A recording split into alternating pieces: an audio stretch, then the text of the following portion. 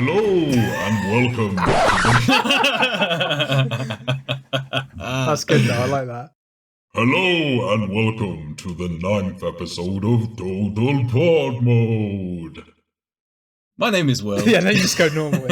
My name is Helen Mirren, and I'm joined here by my good friend, co-host, and fellow gaming enthusiast, James. What's cracking, you stupendously spooky squirrels? How you been getting on this week, man? Hope things are good with you. Still feeling the Halloween spooky vibes? You know it, bro. Can't stop staring at that pumpkin I carved with you last week. It's really giving out them spooky vibes, you know? Yeah, I had a great time carving those with you last week. Those knives were sharp, though, right? Yeah, like really sharp. I've got to say, though, man, I thought it was overkill when you busted that cleaver out.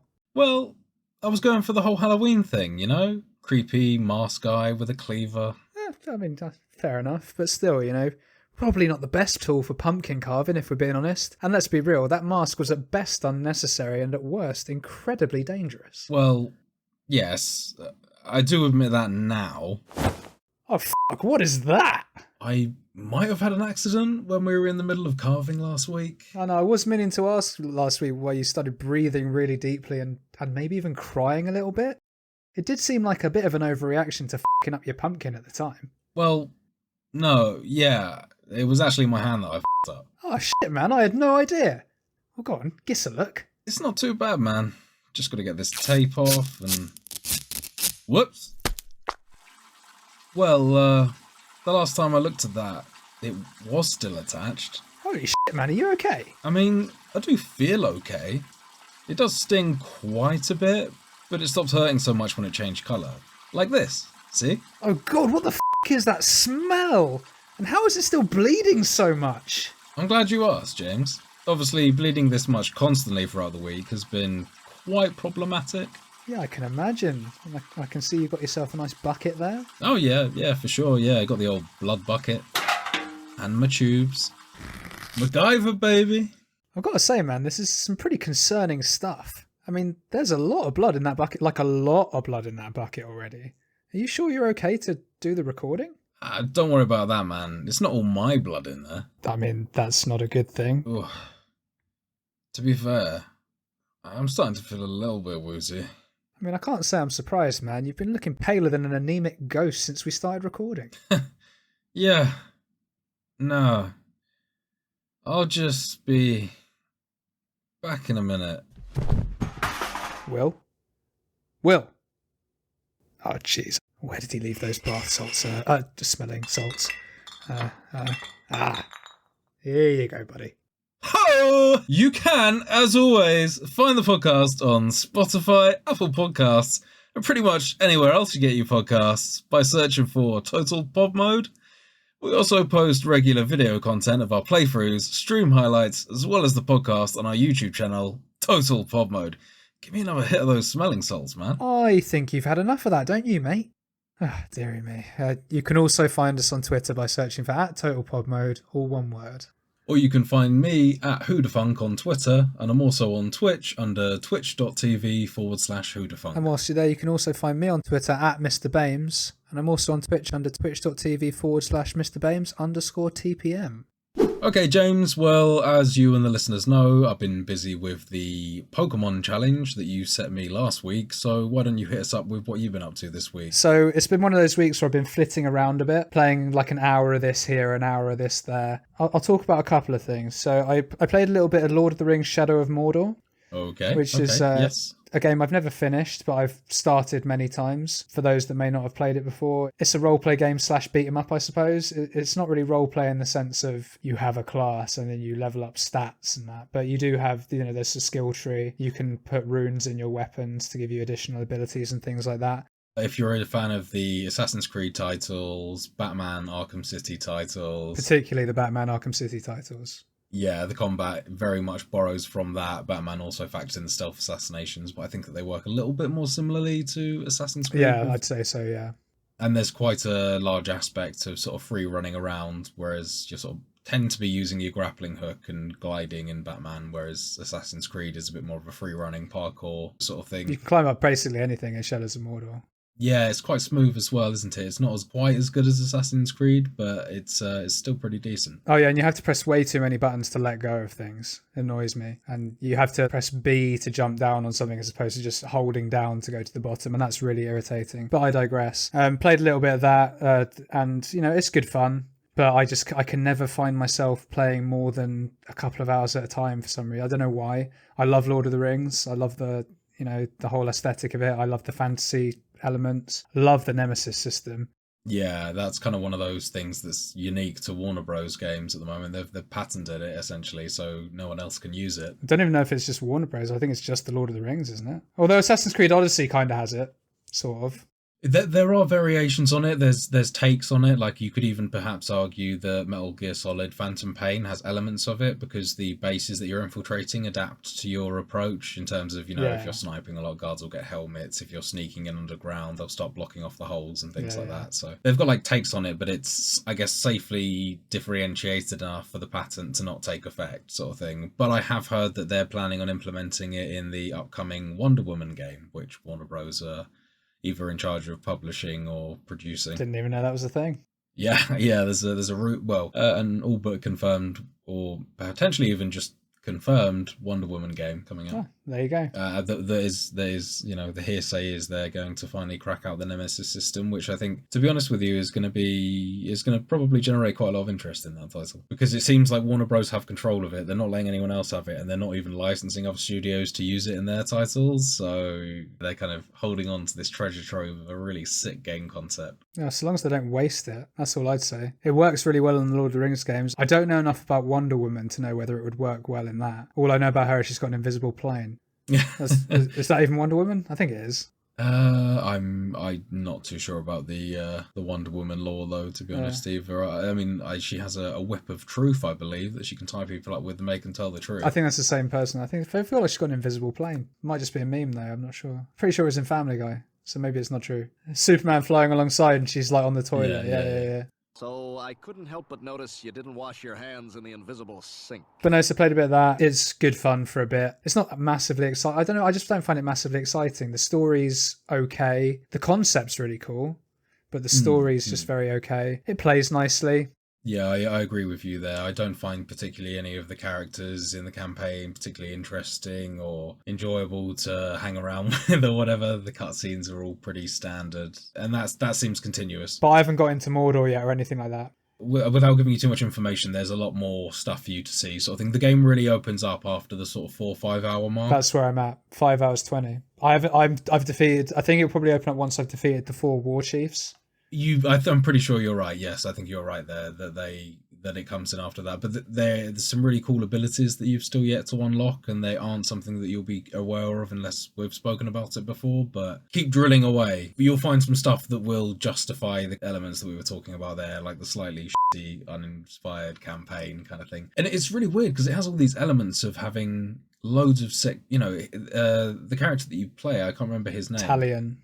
He's kind of a ranger, like Aragorn is. He's an Aragorn ripoff, in my opinion. Yeah. Because he is a man of Numenor. He's a ranger. So I mean, that's what they look like, sort of thing. So that's awesome. Also, Celebrimbor's in it. Who like early first 5 minutes of the game spoilers. Talion becomes possessed by Celebrimbor. The power of Christ compels you. And Celebrimbor's lore is that he was actually the crafter of the rings, sort of thing, or at least the one ring. No, he forged the rings of power. I think that's part of the storyline. Yeah. It's just weird that they hadn't managed to make such a weird, dry experience out of it, considering the kind of the big names in terms of the franchise that they're pulling out and pulling for here. Yeah. Some strong pulls, but the storyline is still very uninspired. Yeah, although while we're talking about the first 5 minutes of the game, I'll give props to the tutorial bit. The way it teaches you the sneak mechanic. Yeah, where you sneak up on your wife and like give her flowers and a hug. I thought that was pretty cool. Put your hand over her mouth and bring out the flowers to her neck. Yeah. You want these fucking flowers? And also, what did you think of the jumping in between segments? Because I thought that was also quite clever as well. I thought that was really nicely done, yeah. It's sort of you're fighting the battle, then it takes you to a flashback of like you and your son or whatever fighting and training, and then you're back there on the ramparts actually killing orcs and shit. I thought that was cool when it did how it did that. but the story hasn't really done anything cool since then, really. I mean, don't get me wrong, it's not the worst story I've ever played in my life, but it's just quite uninspiring. And as I say, it makes it a very piecemeal game for me to play. But I'm going to crack on because I do want to finish. I want to play the next one, basically. I don't always do this, but where I can, I like to, if I've got a series of games, I like to try and play them in order so that I know what's going on. Because I think it is Talion again in the second one, right? It is, yes. And Celebrimbor, to my understanding. Yeah, Shadow of War, the second one, right? Shadow of War, that's it, the second title, yeah. So I want to get through it and get to that. But no, so as I say, I've played maybe an hour of that this week. And really the only other thing that I'll talk about, because it released today at the time of recording, is I played a little bit of PGA Tour 2K23. New golf game, baby. Exciting. Right? Yeah. Well, it's not something we've talked about before, but I'm certainly myself not a huge fan or follower of golf. Nothing against the game, but just not something that I've particularly followed. I do know that you're quite a bit of a golf follower yourself. Yep, for my sins, yep. Yeah.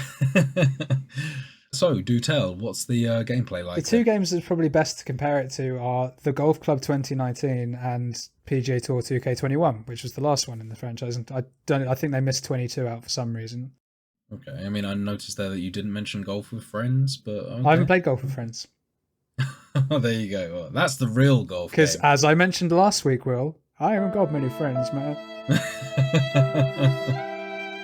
But no, so compared to those, it's similar fare. It's HB Studios still, so it's the same studio that's made them all. But this version, I haven't played too much of it because it only came out today and I really only had a couple of hours when I got home. So I played a little bit, but it seems to be taking on a lot more of the 2K style, particularly some aspects from the NBA titles in terms of there's almost sort of a skill tree on some of your golf shots, it seems, Really? Which is kind of odd. And whilst I haven't gotten into it yet, because I basically spent my whole time practicing my swing because I'm an idiot and I decided to play it in pro settings straight away because I've played loads of golf games, so I should be good, right? Not how it went down, listeners, but I'll get there. It seems like My Career is going to have a lot of interesting things in it. You know, they've had rivalries with PGA Tour players in the last one. Can you start some shit with Tiger Woods? Can you call him out for his infidelity? It's EA Sports Tiger Woods PGA Tour 11 for Xbox. Interesting you mentioned that, though, because one of the things I was going to say is I think this is the first time we've got Tiger Woods in a golf game since the Tiger Woods golf games. But yeah, so that's kind of exciting. The last time I remember seeing Tiger Woods in a golf game was probably 2013 or 14, maybe 2015, something like that. So that's kind of cool. Right. But as I say, until I get more into the career mode, I won't really know exactly how that's going to work. I know that I imagine he'll be the top rival that you can get because they have like tiered rivalries. You beat one person, you move on to the next person. So no, it's pretty cool. It's nice to see him involved again. I don't know the full roster of pros in this one. I know there's men and women's pros in this one this time. In 2K21, there was only male pros that I remember. Right. This is one for the golf fans, so you probably cut it, but it'll be interesting seeing if the old live players make it. But no, gameplay seems fine. I'll need to get used to the swings and stuff, is because even though they're all the same mechanics, they're all different. You know how it is. It just has a different feel. Putting, chipping. The putting's fine, actually. The putting seems quite similar. It's the swing pace compared to I've been playing the Golf Club 2019 most recently, and the swing pacing's different. So I need to get used to that. And is it just new timing or something? Yeah, different timing, different animations, so I don't quite know what I'm doing yet. But no, it seems really cool, man. I love me a golf game, and I think this one's going to be great. I can't wait to get more into it. Unfortunately, that's all the insight I have at this time, though. Well, I've got a few questions. Go for it, man. As I mentioned before, I'm not a particularly huge golf fan. I think the last Tiger Woods game that I played was back on the PlayStation 1. And it was a demo. Well, shout outs to Tiger Woods 2004, because that game was banging. But I want to know, can you drive a golf cart? I'm not sure. In previous ones you couldn't, but you do have a caddy in this one, which I've never seen before. Okay. So who knows, man, maybe. Can you treat your caddy like Can you hit golf balls at your caddy? In the My Career mode, who knows? You're going to get put in the newspaper for cheating on your wife and abusing your stuff. Oh, if it's got that sort of RPG element style too, I'd love that. And honestly, knowing what the basketball 2K careers have done, there could be shit like that in there. I mean, I doubt you'll be able to cheat on your wife, don't get me wrong, but could you have interviews where you say derogatory things about people to stoke a rivalry? Potentially, I don't know.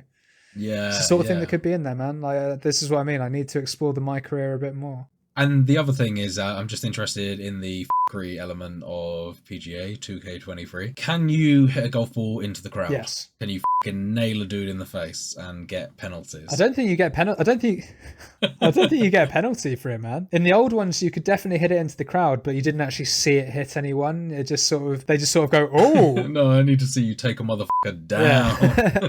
Well, it'll be interesting to see because the graphics are lovely, right? The animations are good. It's still got the whole janky, chubby face thing when you create a character, but that's fine. So it'll be interesting to see. Maybe you can create a character, eh?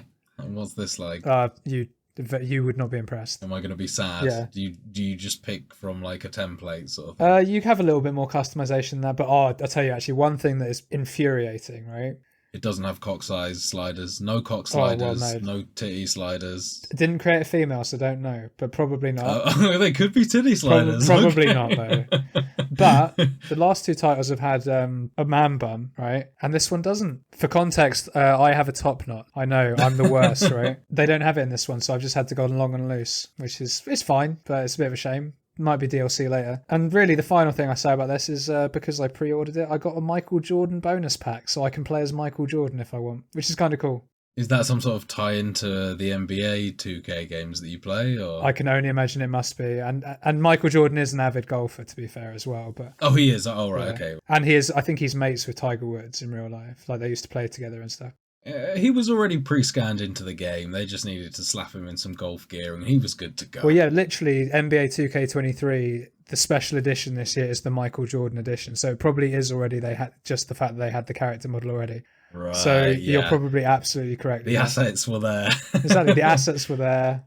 Stick him in a polo and a pair of trousers, sorted. I think he wears shorts. Oh, well, there you go, just recolour the shorts. And he's got a little bucket hat. Yeah, so yeah. But yeah, that's... Yeah, it's kind of weird that he's wearing high tops, but... Yeah. And why has he got a Chicago Bulls top on? But no, so yeah, that's really all I've done of note. I mean, you know, a little bit of this, a little bit of that elsewhere. Shoutouts to Idol Champions of the Forgotten Realms. Nice little clicker game. That's about the other thing that's going to be playing. Okay, James, so I think that's enough of the catch-up this week. Why don't we move on to some current gaming news?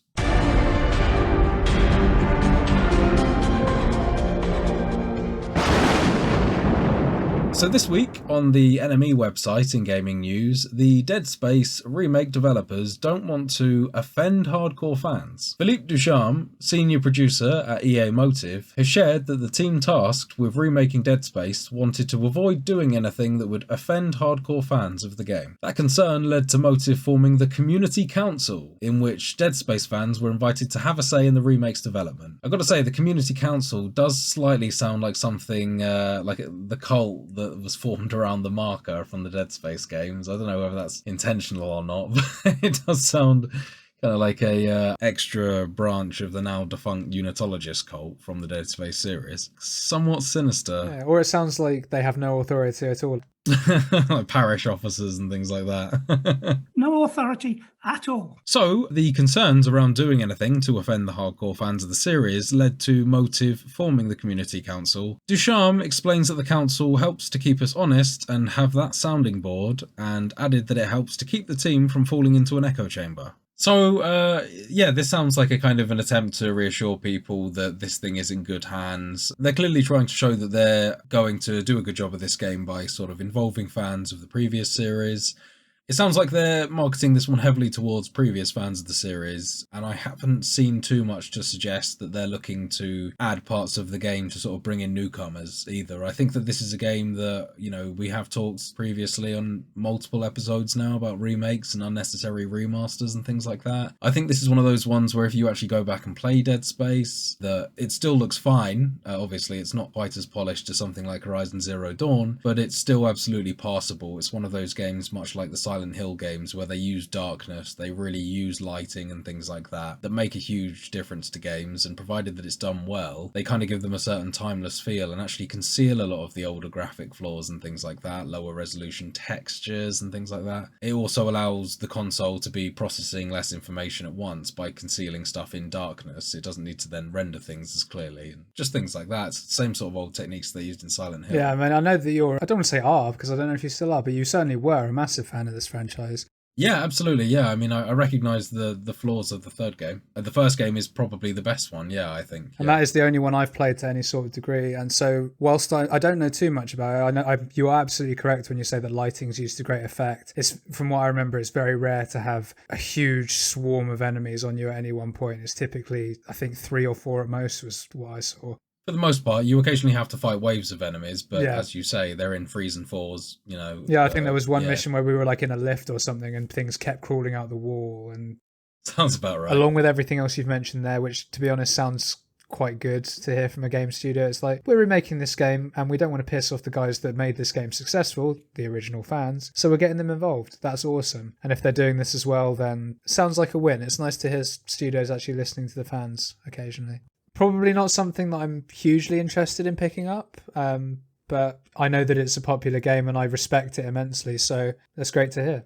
I have actually seen some side-by-side footage and comparisons between the two games. And, although I did just say that the original Dead Space looks perfectly fine now, the increase in graphical fidelity and the sort of the modern day bells and whistles that they have in terms of ray tracing, it appears, and things like that, you can tell it absolutely makes a huge difference. It does feel like you're playing a game that truly has been remastered, at least from the perception I've got from the footage that I've seen so far. Well, ray tracing would add a lot to that game.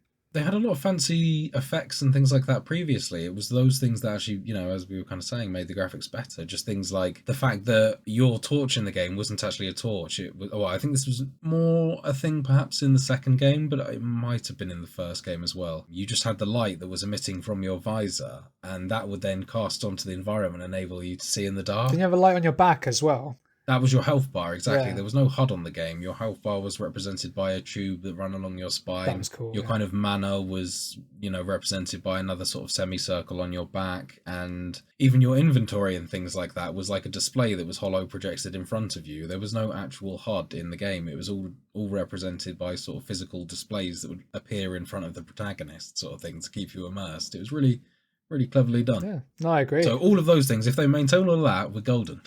Yeah, well, it sounds like they're probably looking to do that. So fingers crossed, man. Do you think you'll pick it up as a long-time fan of the series? No doubt, yeah. I will definitely be picking this one up. I'm not in a huge rush to pick it up just yet. My hype hasn't quite peaked to the point where I am considering a day one purchase or pre-ordering it or anything like that.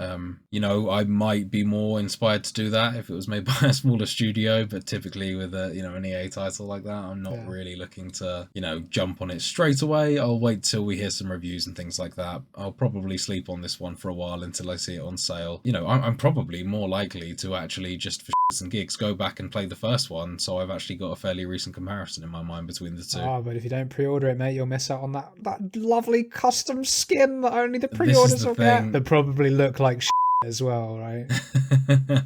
I am 99% sure that there's going to be some sort of pre-order bonus. I mean, they'd already started to do that with Dead Space 2 and Dead Space 3. It became worse in Dead Space 3, I think. They were having pre-order bonuses. In other gaming news, on Kotaku, Elden Ring gets a major update. Ooh, indeed. Yeah. So this DLC introduces separate balancing of the player versus player and single player main game. Ooh, colour me intrigued. So there's now actually separate damage scaling for weapons, Ashes of War, which are your sort of abilities, and spells when playing in PvP compared to the campaign. A pretty clear benefit there. You sort of get to continue playing your completely overpowered, broken builds in the main game, but then you don't go online and absolutely rinse people there, and it feels unfair. I'm very curious to hear how that works. Well, I assume it literally just applies in the same way that scaling will literally just alter. Scaling will just suddenly work different when you connect to an online session whenever you get summoned or are summoned into someone else's world or someone comes into your world. Yeah. I don't know how I feel about that, in all honesty. I'm not a PvP player though, so it doesn't really affect me, but... No, I mean, personally, I think it's great because one of the concerns that I've always had with Elden Ring is due to its popularity and the online community that it's now got following it, which seems to be, or at least at the time in and around its release, seemed to be much larger than the Souls community. Most and it likely, was yeah. also bolstered by existing Souls community people. There was a lot of people that were kind of recommending almost like a live service approach to this game, and it was, just seeing that sort of thing I always found slightly concerning, just in case someone from FromSoft is listening to them. Do you know what I mean? Because I would hate to think that they start to pursue that and start to overly worry about balancing certain playstyles and things purely in favor of PvP, because I do think that the single player game would suffer as a result. I like the fact that it's possible to purely number crush in an RPG and actually build something that's massively overpowered using the tools that the game gives you. I agree with I that. think it would be sad to kind of exclude that for the pure purpose of what I assume is the relatively smaller community of Souls players that actually, really go in for the PvP. Yeah, but I guess my counterpoint to that would be, why does it need to be nerfed in PvP? Now, I don't get me wrong, I know that there's the people that just use that blood one. Every is using Rivers of Blood, Yeah. and it drives you mad. It's so learn how to avoid it instead of nerfing it. That's my point. I mean, I don't want to say get grid scrub, but I understand it for people that it will put people off with the people just doing that constantly, and obviously you will get people who lose just because people spam it. I do get that, but at the same time, it's was that really that necessary? I mean, I've not been in PvP in Elden Ring, so I don't know, but surely that you learn how to avoid it in much the same way with a boss fight I'm not going to mention because you haven't done it yet. All right. But there's a certain move. Any listeners who have completed Elden Ring know exactly what move I'm talking about. That is effectively a spam move in a similar vein to that. Doesn't cause bleed when the boss in question does it, but you learn how to avoid it, and that's part of the satisfaction of winning. I don't see why you'd want to take that satisfaction away from people in PvP too. And maybe that's just me being completely naive because I don't play that much PvP, but on the face of it sounds like a good idea, but I something about it, I don't want to say doesn't sit right with me because that's a bit unfair, but I don't know. I don't know how I feel about this. It's confusing.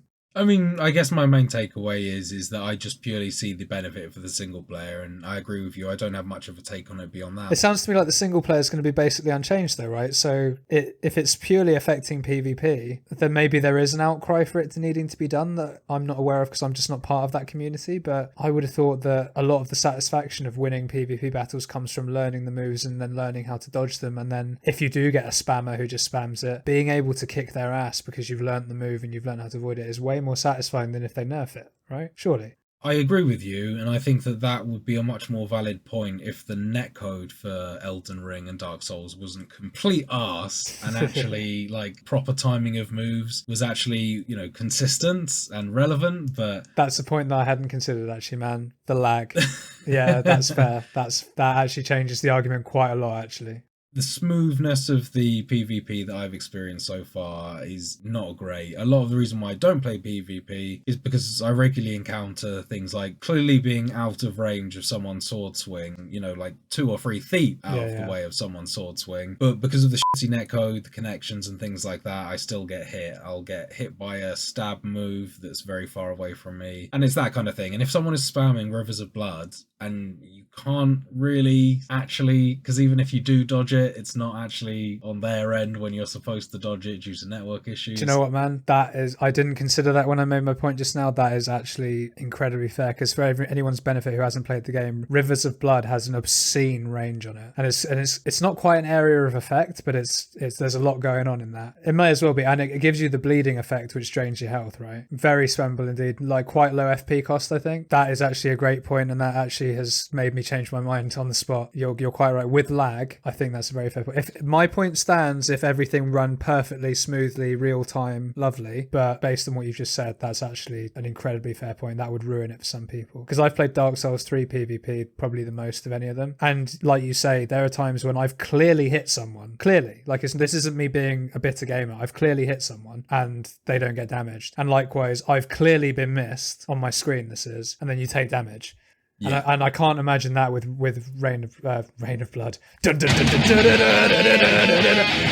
can't imagine that with Rivers of Blood. You've swung me straight away. Yeah.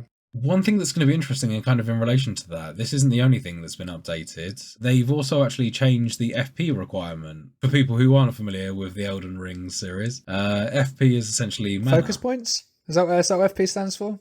Fucking powers.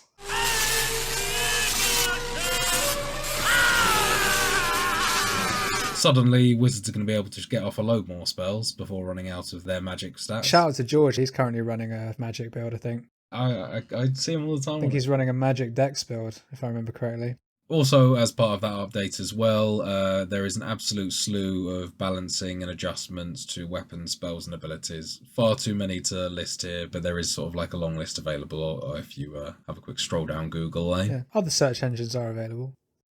So, also from Kotaku in Elden Ring news, Lance McDonald, famous for the Bloodborne 60 FPS patch and also notorious game hacker, absolute legend, Lance McDonald reported the discovery of 2 new map references in the latest update files for the game. The thinking amongst some fans is that this is paving the way for the game's first downloadable content, which would presumably add new locations. Since the update has rolled out, data miners have been poring over the files and finding more and more assets, if not potentially more clues about where the DLC could lead. Also, addition of files related to the long-closed Colosseums. Data miners have managed to clip inside the Colosseum following the update and have found signs that suggest time travel could be possible, and revisiting when the Colosseums were actually used and open, as well as a legacy dungeon and some other subtle map changes, particularly around the, I think they're called like the Divine Towers. So, that's quite an interesting prospect. It always seemed to me like quite an odd thing that they were included all over the map and yet they weren't accessible. Through speaking with friends of ours, I have come to the assumption quite some time ago that this was going to open up and be part of the DLC. Or at least it's definitely something we'd speculated and hoped for. So, how are you feeling about the prospect of that? It could be some gladiatorial arenas and things. I'm very interested to see what they do with it in terms of DLC, because I always thought it might be some sort of PvP related battle arena type jobby. Maybe even seeing team combat for the first time in a Souls game that I can think of.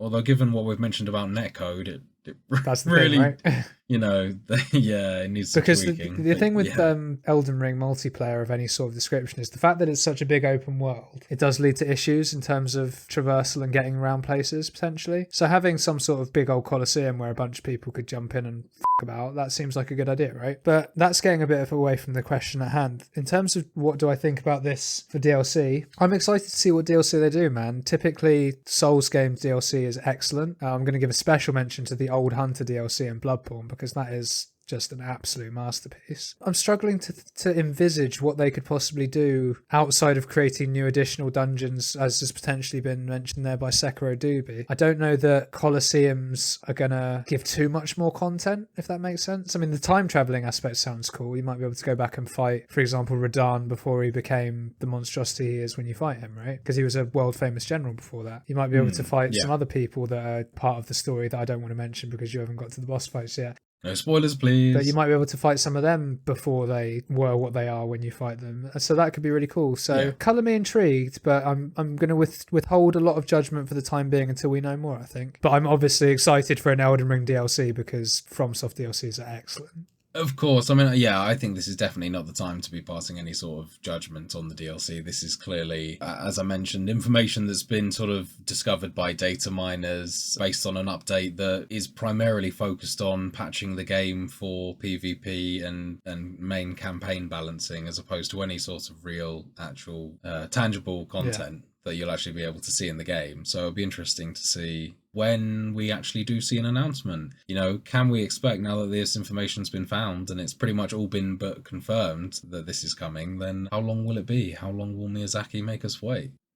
Next up in the gaming news, competitive gaming will not be a medal event in the 2026 Commonwealth Games after a surprise U-turn, the BBC reports. Esports was a pilot event at the 2022 Birmingham Games, co-founded by the Commonwealth Games Federation, or the CGF, and the Global Esports Federation, the GEF. And the CGF called this a success, with its president saying she expected it to be included going forward. But the organisers of the 2026 Games in Victoria, Australia, say esports will not feature. Despite numerous requests from the BBC, the CGF and the GEF, the 2026 Commonwealth Games Organising Committee refused to give any specific reasons for the U-turn. One person close to the discussions said doping in esports may have been a factor, with concerns that arranging year-round drugs testing across various gaming titles could be proved problematic. Doping in esports, eh?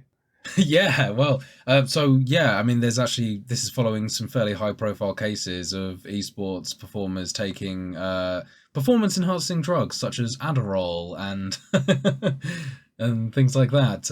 Really, I suppose, support their reflexes and Right, awareness. okay. No, I mean, it makes sense, I guess, yeah. Another insider commented that doping could have been a factor, but there was also a lot of general resistance to esports from more traditional older members of the Games Nation groups. A 2026 Commonwealth Games Organising Committee spokeswoman said, while they weren't successful this time, the Commonwealth Games Federation and Global Esports Federation will keep working on an inclusion pathway for this growing sport. Do you have any takes on that, James? It's an interesting one, man, because there's a part of me that doesn't think esports should be in the Commonwealth Games, if I'm honest. But then there's another part of me that I fucking love esports, right? So why am I saying that? But I don't think there's anything wrong with just having your own games that aren't the Commonwealth thing. I don't know where there needs to be necessarily an inclusion in the Commonwealth Games. why not have a standalone tournament like they do already? Popularising it more and making it more appeal more to the masses, I guess. But I don't know. I'd like to see the demographic of people that are going to watch a couple of people pole vaulting. That's very disrespectful. But a couple of people pole vaulting, moving on to some swimming, and then jump into the FIFA tournament, you know? Maybe I'm being a complete dickhead about it because, I mean, I like all of those things, right? Well, maybe not pole vaulting, but I certainly find it funny that doping's a thing in esports. I mean, it makes sense now you've said it, but... Once a kid's cranked up on goddamn Adderalls and Pro Plus... It is a slightly confusing decision to introduce it at the Birmingham Games, but then not include it for the games following up in 2026. Yeah, I think the surprising thing about it, regardless of anyone's opinion on it, is the sudden U-turn. That's probably the interesting one, particularly when there's still 4 years to go, right?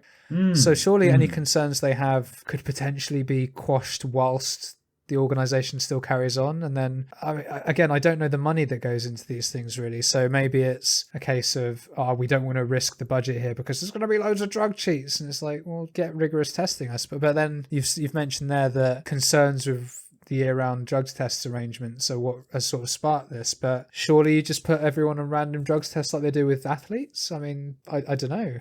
You would think, I don't know, perhaps the performance-enhancing drugs that they're taking for more cognitive enhancements and things don't show up on tests within the same time frames as something that would be physically performance-enhancing. I no idea. And without knowing too much about Adderall, I don't suspect you're taking it on a weekly basis to keep a certain level of, in the case of steroids, for example, you keep a certain level of testosterone in your body, right, to improve your performance and your recovery over time. Correct me if I'm wrong, but Adderall, do you just like spray a couple of pills before you go out and play and it keeps you calm? I mean, is that how it works? Well, I think it sort of has different effects for different people, and particularly people that use it for medicinal purposes. It has different effects than people that would use it for recreational or performance-enhancing purposes as well. So it's a real mixed bag there. I guess it works for some. And again, without knowing too much about it, but the simple solution would be drugs test everyone on the day. Right, yeah. I don't know how difficult testing is to do, but yeah. If it is a case of you take it and then it's in your system for, let's say, 24 hours, just for the sake of argument, you don't need year-round testing, right? So why is that even a concern? I highly doubt people are going to be, taking a bunch of banned substances on the, WASADA fucking list for esports, right? You're not going to be taking beta blockers to, keep your anaerobic fitness up higher during an esports thing, right? I mean, who knows? I mean, I know these guys sort of keep physically fit, but I don't know how much it contributes into that level of peak physical fitness. And that's the thing, right? Without knowing more detail about how prolific the problem is and the struggles with detection and things like that, it's hard for me to comment much more than I have, really. Interesting, though. Very interesting story. I mean, it's kind of controversial in a way, I guess. The sudden U-turn, it makes me think there might be something bigger at play here, but couldn't possibly speculate as to what. It just seems a bit weird. I don't think that e-gaming is going anywhere anytime soon. It definitely seems to be quite a fairly rapidly growing sport, massively. if not nationally in the United Kingdom. Then particularly globally, it's massive in Europe. Countries like in Korea and stuff like that, it's absolutely Germany. huge. $1 million, yeah, absolutely, yeah. Some of the best teams come from Germany, and $1 million prize pools and things like that for games like League of Legends and things like StarCraft. Yes, I was going to say, you mentioned Korea. Yeah. I think StarCraft 2 is huge, like insanely huge. Fucking Counter-Strike. Yeah, absolutely. Yeah. Overwatch, like we were talking about the other day. Yeah, man, it's a big business. I don't think it's a big blow to esports in general. I think that is still very much growing and it's definitely got the money behind it. It'll delay the fact that it becomes the norm to actually include things like this within games. I mean, who knows? It may not be long until we see gaming and esports within the Olympic Games. Well, I was about to say, this probably shits on that idea coming anytime soon. It may well have delayed that, that's for sure, yeah. If the 2026 Commonwealth Games isn't fancying it, then certainly rules that out, and then probably rules out 28 as well.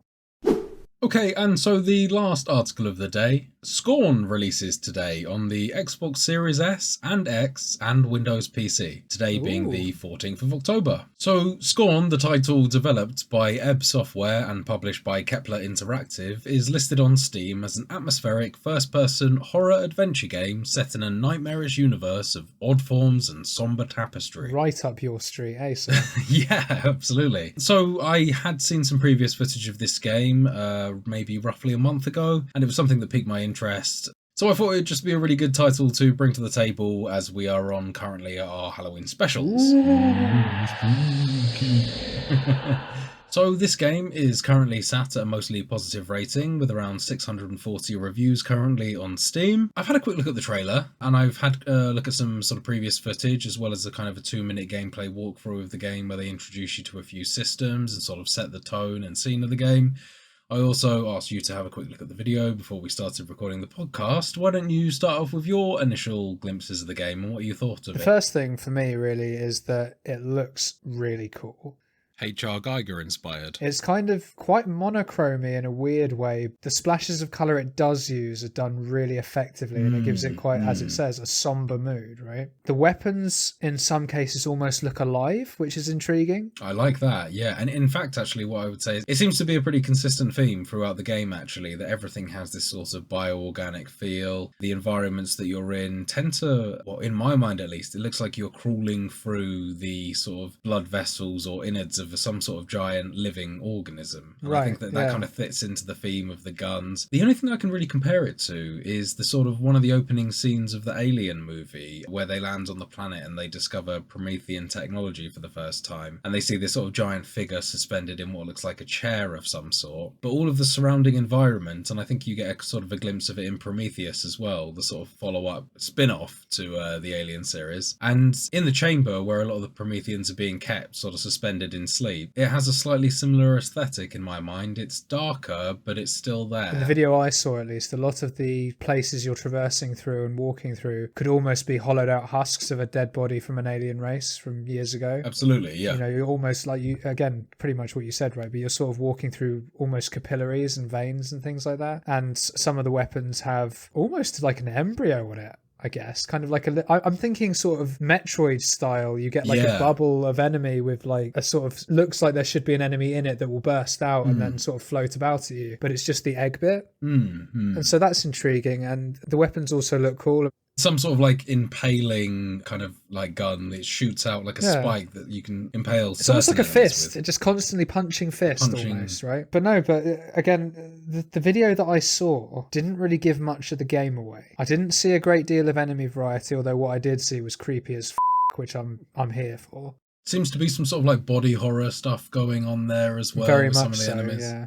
Really cool stuff. I mean, I got vibe again mentioning Bloodborne once again, but it's a fucking great game, so I'm going to do it. The One Reborn, I'm getting a lot of vibes from that sort of aesthetic. Yeah, I like know just what you body mean. parts sewn together. Kind of just gore. You can see it's looking. a face, but it doesn't quite look right. Things like that, and that all is really, really appealing to me because I love that sort of aesthetic. But I didn't get a great amount of feel for the gameplay. It's clearly in first person a lot of the time. I didn't see too much third person, but you do see more hands than perhaps you'd see in most first person games. When you look at the hands, there's all sorts of different bits and pieces on them. You don't appear to be human yourself. Exactly. I think is what the game is constantly trying to remind you of, is that there's, you know, I would be very surprised if there wasn't some sort of body horror going on in terms of your own body being mutilated or changed as you played or something like that. And maybe that's why the weapons seem alive. Could well be. I mean, so in some of the footage that I've seen, they definitely reference things like symbiosis going on. And a lot of the times you see him opening doors and things like that. It's not as simple as just pushing a button in most video games. He's always like sticking his arm in something and swizzling it around. Yeah, so certainly with the embryo gun I was talking about earlier, it seemed to be almost a part of the arm. So maybe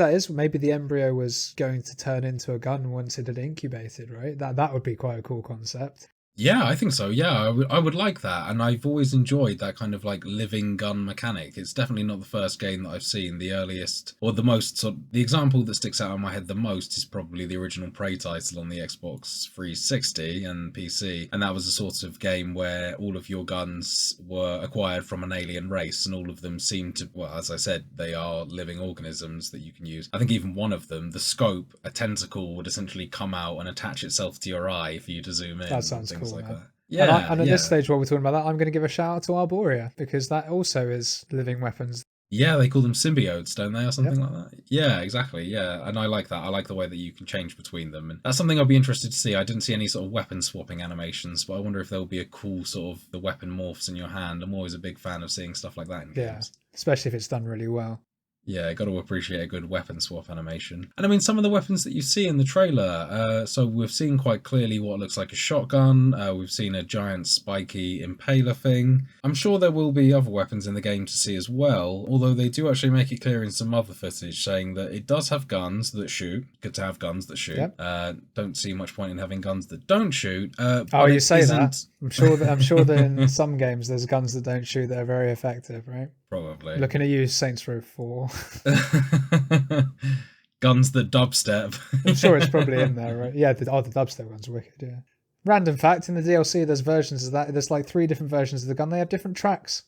Oh, do they? Nice. Yeah, I like that, yeah. But they do make sure to say in the footage that it's actually not a shooter game. So I'm interested to see just how much shooting plays a part, just how much weapon variation they do build in. Also, looking at these environments, it does look a bit samey, and that isn't a problem. I think that it's definitely going for a tone. If it's consistent in that tone, again, I think that that's absolutely fair. It does draw into question, in my mind at least, just how long this game is going to be. I don't think it's the sort of game that you could drag out for too long without it becoming quite samey and boring, and you would need some sort of change. So it either suggests to me that we're either not being shown a fairly drastic change in environment that will happen at some point, or perhaps at certain points in the game, or this is going to be somewhat of a short game. Well, do we know much about Ebb Studios? Because if that's a smaller studio, then it could well be a sort of a Thymesia type deal, where it is a shorter game with a very consistent tone that is maybe just a 10-hour experience or something like that. The last thing I'll say about it is the atmosphere seems cool, and I'm sure it will appeal to all the survival horror fans out there. If it's going to be a survival game even. I mean, that's something that'd be interesting to know.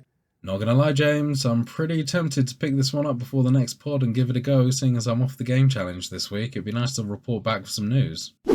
Okay, James, so I think that's pretty much it for the games news this week. It's time to move on to the Games Challenge!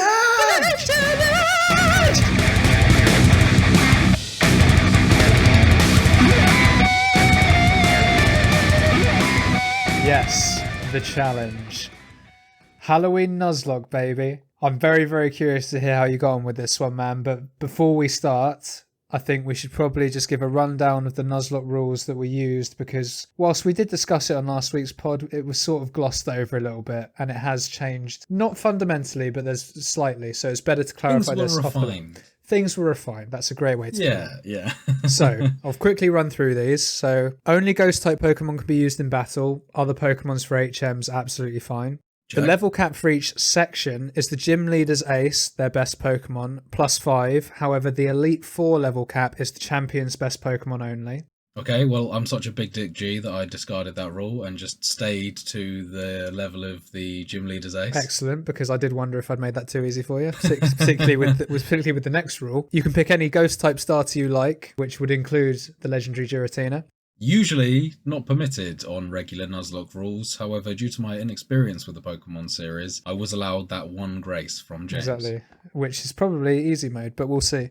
You can only use the first ghost type you encounter on each route. Not all routes will have them, so that's fine. I actually discarded species clause, which is essentially you can't catch multiple of the same Pokemon. So if you caught a Ghastly, you couldn't then catch another Ghastly on a different route. So I gave Will the option that because ghost Pokemon are limited, and he is not massively into Pokemon, that he could use more than one if he wanted. No items in battle, but held items and items outside of battle are fine. If a Pokemon faints, it's considered dead. Ironic as we're using ghosts, I know, but and can't be used for the rest of the run. A whiteout in battle equals run over. All Pokemon must be given a nickname. And the other rule that I added right at the end was you may use Giratina, but you can only use one of them. So if you started off with Giratina, you can't then catch the Giratina at the end of the game.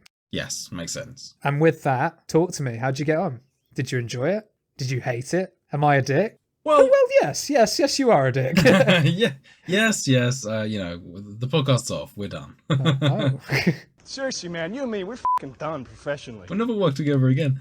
No, so, I might as well begin this tale from the very beginning. This challenge, I figured I was going to have quite a bit of difficulty with. And I think I was right in a lot of ways. My first instinct was to immediately start to research this, and I spent a considerable amount of time, 2 days in fact, researching how to begin this challenge, what types of Pokemon I should pick, what sort of items I should be equipping them with, what moves I should be teaching them. Absolutely the correct way to go about it, might I add.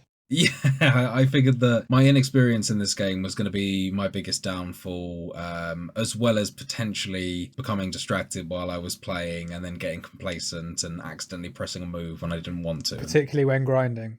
Yes, absolutely. So, following all of my sort of research, I watched a full Nuzlocke video, Ghost only. I'd essentially watched the challenge being replicated by a YouTuber, shout out Sylphscope and the team. I also pulled out a Pokemon Platinum wiki page and sort of did a bit of reading through that to understand what the most powerful Pokemon of each gym leader was going to be, as well as some of the more challenging encounters that you're likely to experience, like the rival encounters, as well as Team Barry. Galactic. Well, he wasn't called Barry in my playthrough. Oh, I'm sure he wasn't, but I think in the anime it's Barry. So, and also, there were other challenging battles that I was anticipating, such as the Team Galactic battles, which is the equivalent of Team Rocket in the Platinum series. I can only assume the main comically bad baddies, keeping cute Pokemon in cages and whatnot. Very good that you did research there, and Yeah, I felt like it was going to be really important. My previous experience with Pokemon is pretty much playing a considerable amount of Pokemon Yellow and Pokemon Fire Red, I believe, but never actually completing either. Making it to the Elite Four for definite in Fire Red, but then bailing out once I lost a couple times to them because I realised the amount of grinding that I was going to have to do to actually catch up. Fire Red's kind of f***ed as well because the special physical split hadn't been fully actioned at that point. One thing I will say about this game is that actually playing it has really made me want to play more Pokemon titles. That's what we like to hear, baby. Yeah, definitely, man. I'm feeling it at the moment. I could be on the verge of a little Pokemon hype sesh. Get Sword completed and then we can battle. Well, I was actually speaking to my friend Jem about this the other day, and I was actually considering completing Pokemon Let's Go Pikachu first, so I can take a Gen 1 team into Pokemon Shield, because f*** all them Pokemon Shield Pokemon. Don't do that. Don't waste your time with Let's Go. It's good, right? But it doesn't work the same as the others. Your Pokemon level up by catching other Pokemon. Right. It's Pokemon Go, but with an adventure on it. So, after my couple days of preparation, I was ready to begin the challenge. I got the emulator installed. I downloaded the Universal Pokemon Modifier to enable me to edit the starter Pokemon. This was important for the challenge because you aren't presented with an immediate opportunity to have a ghost starter. So I was able to edit the game files a little bit and make sure I did have one. And who did you pick? So for my starter Pokemon, I picked Giratina, the legendary ghost/dragon Pokemon, who I named Patrick Swayze after the film Ghost. And potentially the easy mode button was pressed. Yeah, exactly. Well, like I said, I feel like I needed all the help I could get in this challenge, considering the stakes in terms of potentially a Pokemon fainting. A critical hit is double damage, right? So you could think you're safe, and then all of a sudden you get an unlucky critical hit against you, and all of a sudden your prized Pokemon is now out of your entire run, sort of thing. So I felt that it was appropriate that I picked something potentially very powerful. Full disclosure, this is the one rule that I was sort of very much not sure if I should have made or not. Like, even more than the +5 level cap, this was the one that I wasn't sure if it was fair. Well, not fair, if I wasn't sure if it would be too easy. Yeah. A fair concern, because I have to say that I absolutely steamrolled as Patrick Swayze initially. You're dead, Willie. I stormed through the game. It made pretty much all of the initial trainer battles as well as gym battles pretty laughably easy. Even actually getting to the point where I did use him initially for everything, obviously there was no choice. But I did actually stop using Patrick Swayze / Giratina as much down the line just because I was collecting other Pokemon, trying to get their levels up. This was before I had the XP share that enables you to sort of split the XP between the fighting Pokemon and whoever's holding it in terms of whenever you win a battle. I actually stopped using Giratina for quite a bit, you know, in the hopes of sort of getting a bit more experience with some of the other Pokemon, figuring out what their strengths and weaknesses were a bit more against interactions. You know, I didn't have time to look at the research for every single Pokemon, and I certainly wasn't going to pull up my sort of internet Wikipedia Pokedex page every time just to make sure that I wasn't about to get blindsided, because I think that in and itself would have scuppered this challenge. It would have just simply taken me too long to actually sort of become familiar with the game in that sense. So we were busting through, like I said, and we briefly mentioned our rival previously. There's something up with that kid. Runs about like a nutcase, doesn't he?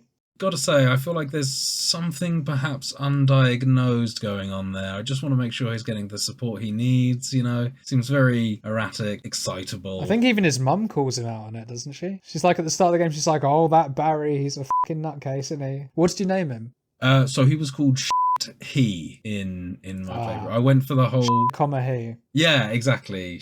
He, yeah, absolutely. I needed it because I wanted, you know, be like, he's just about to throw out a Bidoof or something like that. And what was your name while we're on the subject?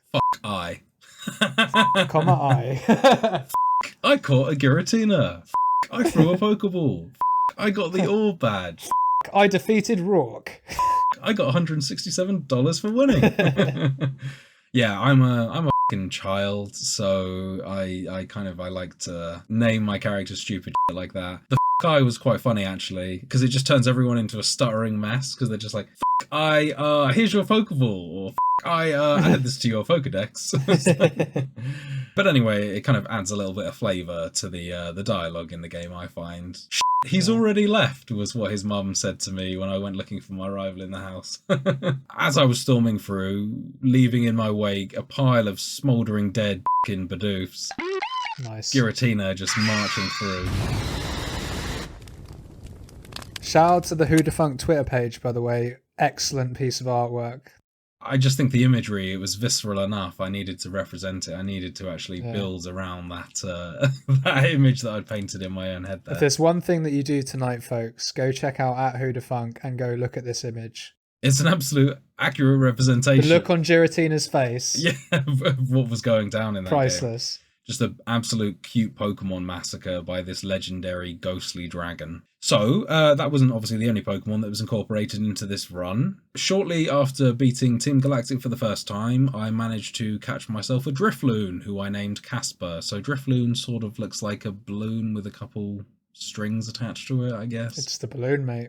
It's a Pokemon that you actually have to capture at nighttime only. So this game features an internal clock where it actually involves a day-night cycle, which is accurately represented and relates to the current day-night cycle in the real world. Per your 3DS. Yeah, exactly. Per your 3DS clock, you know, you can just manually change the clock. However, I was playing it on an emulator and I noticed that it was actually synchronizing with my PC time. So I actually had to go in and manually edit my PC time, take it off of automatically update on the internet, and change it to midnight so I could actually go out and capture the Drifloon. Because you need to do it after it reappears shortly after defeating the team. Ooh, is that a rule break? Well, I mean, honestly, controversial. It wouldn't, I can't imagine it being a rule break because there's several Pokemon on this list that I wouldn't have been able to get purely based on the fact that it's emulated. So like one of the other ones down the line, you needed to interact with something like 35 or 25 people in a place called the Underground, which I understand is some sort of online network feature. And until you've interacted with those, you can't get Spiritomb until you've interacted with those, and that's just not possible to do on the emulator. Yeah, that was, if you remember one of the, I said in the last episode, there's going to be a few that you just won't get. Yeah. That was one of them. Well, I got it. I ended up you can go into the code, you can type in like the encounter code essentially, so you just force it, and then you can click on the place where the Spiritomb appears, and it just kind of forces it to appear. Interesting. Because I was thinking that obviously in an official one you'd be able to get it, so I can unofficially break the rules. It was incorporated into the YouTube Nuzlocke that Silphscope ran through, so I assumed it was according to the rule. Hey, you didn't specify against it. I didn't specify against it, but that's dodgy as f***, mate. Well, by that rule, I could have just teleported to the fucking Elite Four and like number pumped all my Pokemon to 100. It's a morally ambiguous one, but I'll let it go. Yeah. So, shortly after collecting my Drifloon, I moved on to collect HM Slave 1. That's my fondly titled Psyduck, who unfortunately died immediately. How? Obviously, I know the rules. You're not allowed to use a Pokemon in combat that isn't a ghost type. It was an honest mistake, James. I got drawn into a team battle. In my defense, I didn't use the Psyduck to do anything offensive to the other team members. What do you use it to do, though, if anything? To tackle the Giratina repeatedly during the thing. It was like Psyduck was just an annoying mosquito sat on Giratina's shoulder, kicking its team member in the face while Giratina was trying to get shit done. That was Psyduck's function. I wasn't allowed to influence and do damage against the enemies, and I couldn't pass the move either. I couldn't pass the turn. Did you have another Pokemon in your party? No, at that point all I could have was the Giratina, so it was like I was forced to. If I hadn't caught the Psyduck, I assume I'd have just been stuck with Giratina. No, you probably wouldn't have been able to do the battle. If you've only got one Pokemon, they may not even fight you. Right, okay, well, yeah. So... Oh, another one. Did he get some experience that he shouldn't have got? Oh, this is... Yeah. Well, we were playing it close to the line here, but the again... controversy's racking up here, unless it was explicitly in the rules, it did say that we're not allowed to use them in combat. Yep. I didn't use him in combat. Did it draw a hit away from Giratina that would have hit Giratina? Did Psyduck get hit? It must have done if it got did. Killed, it fucking died. Well, I'll have to mull on that one, I'm afraid, mate. That's... It was out of my control. It took a hit from Giratina. That's I'll have to think about it. Let's see how the rest of this goes. I like how you got round it. That's smart. Giratina was taking almost no damage from the... Like I said, this was pretty much a steamroll to begin with. Giratina was taking almost no damage from the other enemies that I was confident enough that I could also be... It was like a 3-on-1, except the Giratina was only attacking 2 of them, sort of thing. Make a mental note of that. Dodgy ground. So, shortly after getting past Team Galactic, I helped a young girl called Cheryl through the woods. Once I managed to get rid of her on the other side of the woods, I tried to catch Ghastly. So, at that point, the objective of the game to catch these Pokemon is you've got to weaken them, you've got to perhaps apply some sort of status effect like poison, paralyze, or something like that just to increase your catch chances. I mean, you don't have to do this, but it will increase your catch chances. You could potentially use, say, 10 Pokeballs on a Pokemon, or you could just use the one. Or conversely, you could just get extremely lucky and have a full health, completely fine, healthy, ready to go Pokemon that you just chuck a Pokeball at and it captures it first time. Typically at the lower levels, that happens way more often. Yeah, absolutely. It's like a proper Blue Moon if you do that later on in the game. Absolutely.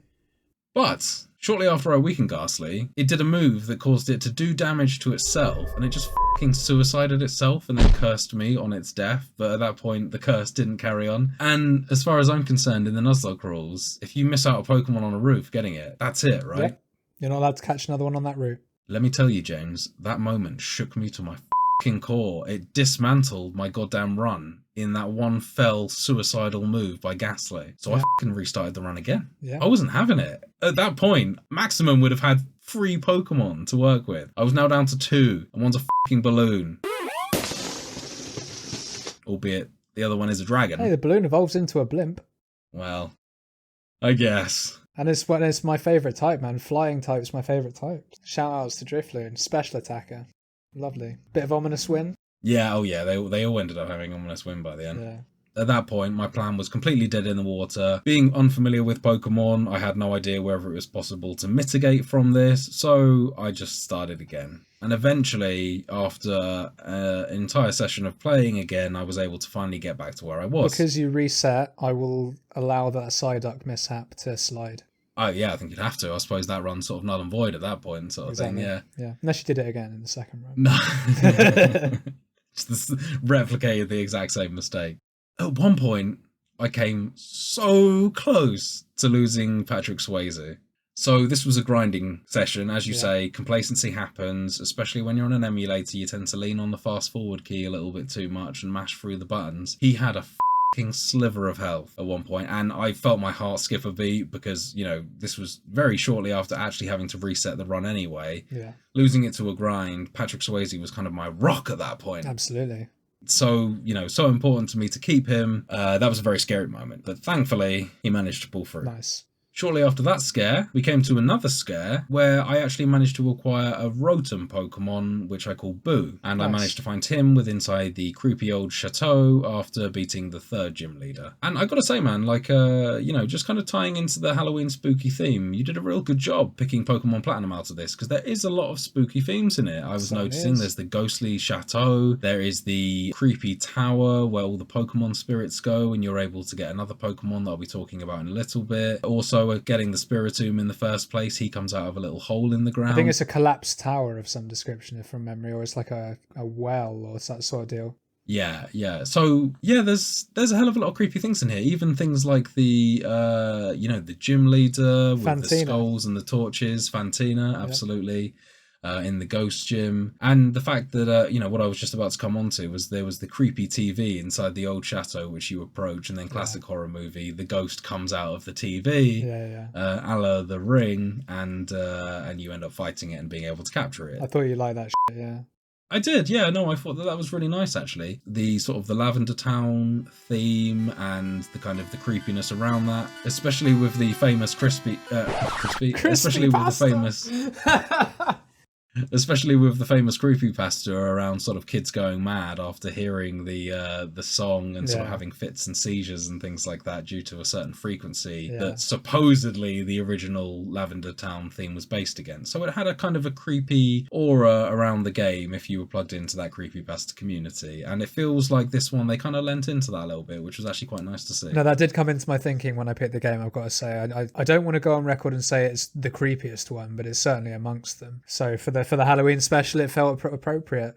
Not only the ghost type Nuzlocke, but the actual game itself is very sort of Halloween themed, I would say. So yeah, no, good job there, good spot. I suppose at this point, just because I briefly mentioned the lavender theme before, I gotta say that the music in this game is absolutely top notch. It's something that I never really took a huge amount of time to listen to in Pokemon Sword and Shield, but I massively appreciated in Pokemon Yellow when I did play that, and in Pokemon Fire Red. Yeah. I love the theme that plays when you jump on your bike. I love the Orberg theme. They've got some absolute great tracks in there. Some of them are really funky, some of them are really slow and ploddy and kind of nice. It's really, really good sound design. Getting back to the storyline. So after the sad loss of Psyduck, or HM Slave 1, as I had fondly referred to him during my first run on this game, I decided that it was actually in fact time that I picked up my second HM Slave, who this time was a Bidoof. Which quite in contrast actually, after leaving so many of them by the wayside, smoking, smouldering and bleeding, I finally decided to get one on team, you know? Perhaps that was an element of guilt.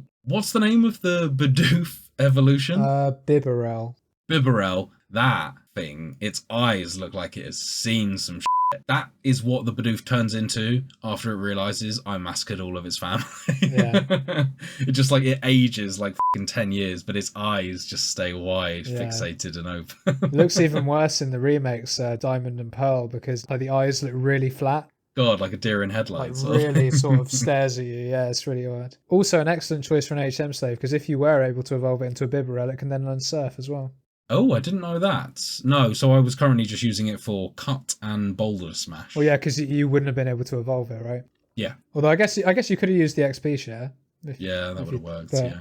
So next up in my run was to head to the Team Galactic building, where again I had a very near miss with my Ghastly at that point, which I had managed to recollect on my sort of second run through of the game. Again, another sort of really tight butthole moment there. Tight butthole, dude! Was that to Commander Jupiter by any chance? Yes, it was that one, yeah. Yeah, that Perugly's dangerous though, man, because it's bulky, it's quick, your ghost moves won't have worked on it because it's normal type, and I think it's got Pursuit. It got an early crit on me as well, which was very, very concerning. Just I hadn't actually seen my health bar get that wrecked in one hit before yet. So there was a scary moment where I saw it get to the halfway point. I was like, is this death? Am I just done? And at that point, again, I was sort of not hugely further on from my last restart, but I really didn't want to have to restart a second time through again that early on. Anyway, so after beating Team Galactic and clearing the building, I managed to get myself a bike from the shop, and a girl gave me an egg. That girl being Cynthia, the champion. Oh, Cynthia. Oh, right, yes. Yeah, Hey, girl gave me an egg. Dude, I played this game at like double speed for the most part. I didn't have time to read about who Cynthia is. That's fair, yeah. So shortly after getting given the egg, obviously understanding the rules of this game, I was unable to hatch the egg or use the egg, so I immediately tried to just basically pitch it into the ground. But the game told me that you can't release the egg. Yeah, you can't release an egg, yeah. Why not? Leave it on the ground. You're released. You're free. You can't just launch it. Absolutely. Well, I don't want to launch it. Just stick it in the bin. I'm just going to egg this gym. Yeah.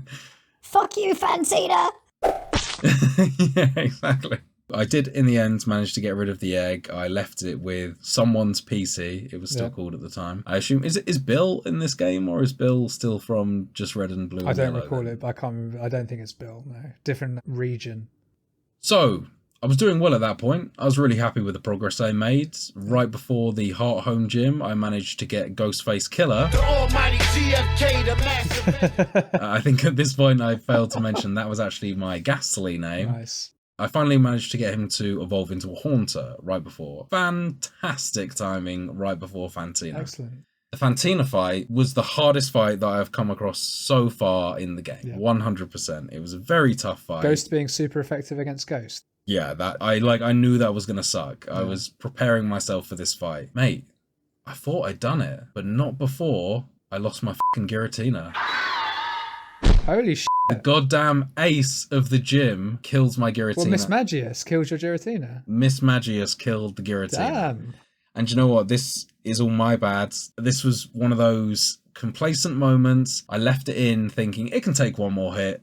It couldn't take one more hit, buddy. That was Miss Magius is quick as well, man. That's brutal though, man. Yeah, you lose your starter. So I lost my fucking Giratina to Fantina. No good. Did you reset?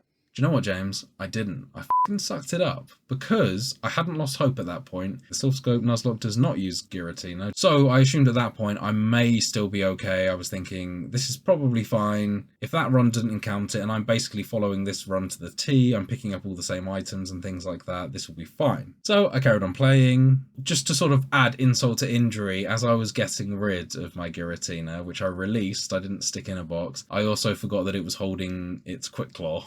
So I lost that item as I released it. There's only one of those in the game, isn't there? Yeah, that was it. It was gone.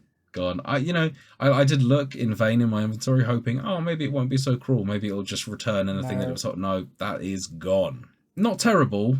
Not the worst it could have been. It wasn't like it was the spooky plate or the dread plate or something that was actually really boosting my ghost moves or my dark moves, that Drifloon had. That's fucking brutal though, man. So who did this leave you with? Does this mean you just had Haunter and Drifloon then? So at that point, I had Drifloon, Haunter, and Roten. And your Drifloon hadn't evolved into a Drifblim at this point? No. Ah. Still level 27. Yeah, I would have thought by that sort of level it might have evolved.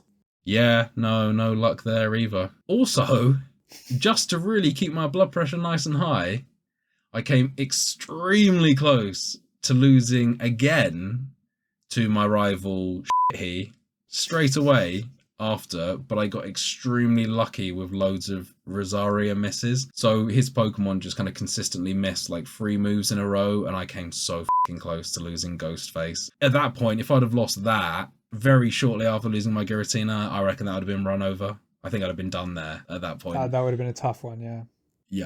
Yeah. So I made it all the way through to the next town and the bike area as well. Nice. Good trainings there. Yep, absolutely. Ended up getting all my Pokemon up. Also, I managed to catch Duskull in the Lost Tower after clearing out the fog using that defog HM that we talked about previously. You have to go to some like lost tomb somewhere, find it in there after following a stair puzzle, and then you go back and are able to clear out the fog. And what did you name your new ones? So I called Spiritomb Hamlet because why not? A famous ghost. I called my Duskull Abraham. After the headless ghost from Sleepy Hollow. Nice. So I then finally arrived at Veilstone, at which point I proceeded to get my absolutely pushed in by fucking Lucario against Maylene, the gym leader. And that's where the run ended, James. Lucario f***ed me then and there. Like, Casper, Ghostface, Boo, Hamlet, Abraham, all of them taken down by Lucario eventually. I think I managed to take out the first two other Pokemon by the gym leader.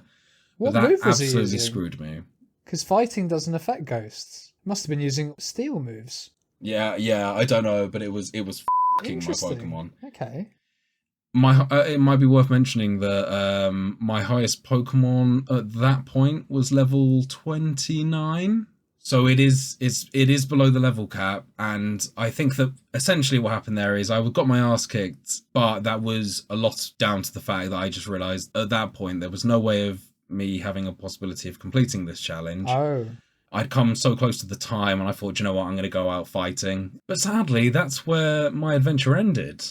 So I really wasn't able to get past Lucario. I think the issues that I had in there was that I perhaps spent a little bit too much time preparing. But I think the main thing that ruined me was genuinely, and I think this is the main complaint I have with the Pokemon games, is I massively underestimated the amount of grinding that I would need to do to get my Pokemon leveled up ready for the gym leaders. Yeah. Considering that I wasn't taking my time getting through these areas, because you can often get into a lot of unpredictable battles that you're not sure about, I didn't want to take that risk. So I was essentially in between the gyms, spending a lot of the time fighting wild Pokemon outside of the essential trainers that you need to fight on your route to the next town. Yeah. So I was leveling up slow, despite I had the fast forward button on the emulator, and I think that really made a difference to the fact that I wasn't able to complete this game in time. And that's kind of my only really kind of negative thing that I've got to say about this game, is it's just the repetitiveness and the slowness of the game. And I know that, you know, I am very conscious these titles are now years and years and years out of date, but how kids had the patience to redo those battle scenes over and over again every time your Pokemon loading in, the length of time it takes for you to start an encounter, to be able to get to the point where you can even do your first move in the battle. It's probably a solid 5 seconds or more, which doesn't sound like a long time, but considering that before certain gym battles, and if you're trying to meet a level requirement, you may have to do potentially 20 of these things. That's a lot. Yeah. I much prefer the aesthetic of Pokemon Platinum to Pokemon Sword and Shield. I think that you could argue that there's some nostalgia in there, but, you know, as I mentioned previously, I'm not a huge Pokemon fan, and I don't have much of a nostalgia factor for them. I just think that genuinely the chibi sort of aesthetic works better with these games. I guess on balance, not a great performance. You know, I'll take my lumps in terms of where I got to in the game. But that said, I did overall enjoy myself. You know, as I mentioned, I got a lot of positive things to say about this game. The art style, the music. One thing I didn't really mention so much is the Pokemon designs. I'm often accused of saying that, you know, everything past the 151 is pretty meh. And you're not wrong. There were a lot of Pokemon. I mean, I'm far from saying that the majority of Pokemon that I saw in this title were awesome, but I did see a lot of cool ones that I liked. I think there was one that looks like the Easter Island statues that I really particularly liked. Nosepass. I don't know why, I just really vibed with Nosepass. Did you like Duskull as well? Because Duskull I think looks fucking cool. Duskull is cool. It evolves into a bit of a gimp, but I like Duskull. He looks like a kind of the Scream Mask guy a little bit, doesn't he? Yeah, and if you actually look through it, it's just a Cyclops underneath. It's just one red eye. Is it really? Okay. Yeah. And when it evolves into Dusclops, Cyclops, right? Right. Makes sense, of course. But I am sorry that you ultimately weren't able to complete this, man. And I do feel a little bad that you actually didn't get, I don't want to say didn't get that far, because I know the grind's brutal, but yeah, I thought I thought you'd be losing to Cynthia, the champion. I thought that would be where you might. I did not think Lucario would be where you fell down either.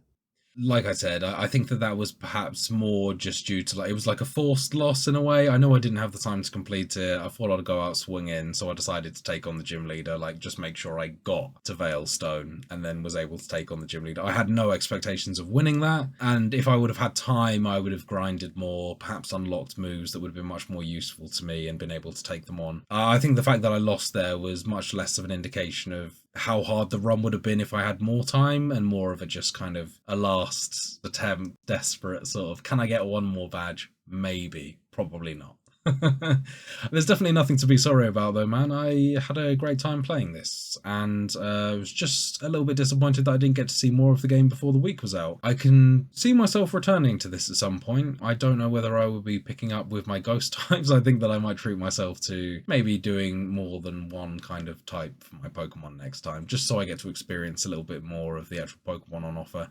So James, unfortunately, I wasn't able to complete the challenge. Okay, James, so after this crushing defeat, I think it's time that I announce to you what your challenge is for the coming week. Please do. I'm looking forward to hopefully redeeming myself after my pathetic performance in the last challenge. Well, let's hope you do. Still not quite over it. Still recuperating after the gutting defeat. I'm glad that I now have home court advantage again, sort of. It's back in your court now. Yeah, it's back on where it should be. This week, James, I want you to play and complete Condemned Criminal Origins. So what does that mean to you, James? Are you familiar with this title? Absolutely nothing about this game. You know nothing about it, right? No, I won't even lie. I've not even heard of it. Very good. I'm very pleased to hear that. It's nice that I get to offer you a game that you are completely unfamiliar with. Couldn't even tell you what type of game it is other than the fact that it's Halloween. I'm assuming it's a horror game. We are just in luck, James. I'm just about to tell you what type of game it is.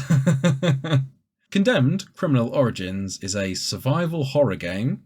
Surprise, surprise, nice. Given my history and love of survival horror games. It's produced by Monolith Studios and published by Sega for the Xbox 360 and later for the PC. Like Monolith, that's good. It was released in North America on November 15th, 2005.